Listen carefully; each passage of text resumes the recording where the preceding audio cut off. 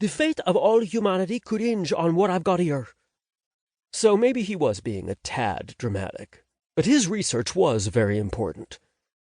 Rev rolled his eyes, but that was his usual reaction to anything he didn't enjoy, so Laurent ignored it. Elliot, however, took the bait and shifted closer, glancing at the open page. Wow! How do you write in such straight lines? It's inhuman. Laurent straightened with pride, even though his skill had been beaten into him with a cane. Just practice? You said Maureen visits you often. He pointed to the ghost's name in his notebook. She's definitely made a pact with Baal, if she still roams the clubhouse. Has she ever mentioned what it was about?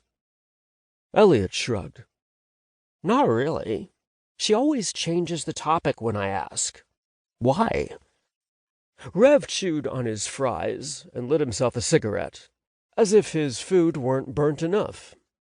Most modern establishments did not allow tobacco products on the premises, but in this place neither the staff nor the sparse clientele seemed to care.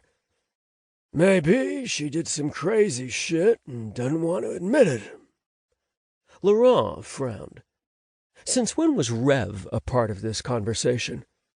He turned the pages in his notebook to get to the bit about a child born without a navel.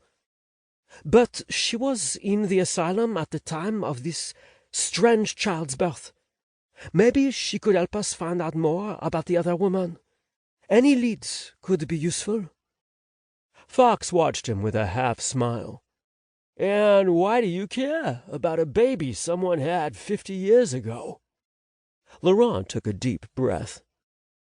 Because anything out of the ordinary might have involved Baal's influence, which in turn could lead us to discovering more about his powers. Rev groaned. He's literally the devil.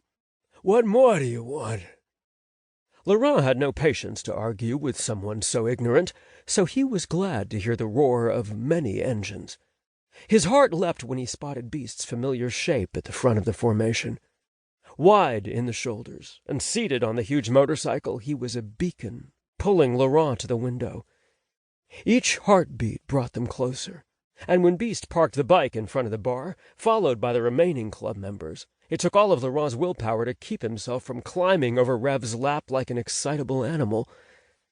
But as the herd of men on steel mounts arrived, the commotion inside the bar was impossible to miss. Laurent ignored the hushed comments about their kind, and didn't mind it in the slightest when some of the patrons gathered their things, hurriedly preparing to leave the establishment. Good riddance. This was Beast's night, and he didn't need to see disapproval in the eyes of people who didn't even know what powers the man they so despised was up against every day. When Beast stepped away from his bike and removed the helmet, Laurent stood still, admiring his husband for a few moments longer. Even love couldn't blind Laurent to the fact that Beast's face was scarred to the point where no one would consider him classically handsome. Yet when he was around, Laurent barely noticed anyone else. Beast's presence sent ripples wherever he went, and Laurent couldn't help but smile at the thought of being married to a man so strong, so confident, and so powerful. A hot flash pierced Laurent and trailed all the way to his toes when Beast's blue eyes met his. The red neon above the entrance shed a colorful glow on his powerful figure, but his face, scarred as it was, softened with tenderness. Beast hadn't expected Laurent's presence, but he'd appreciate it nevertheless. Laurent might not be competent using guns or fighting, but he would support Beast as best he could on the difficult path his man needed to walk. When Gray started talking to Beast outside, taking away his attention, Laurent refused to wait any longer. He put his notebook away and went straight for the door, itching to put his arms around his man. He doubted thinking of Beast in such a way would ever grow old.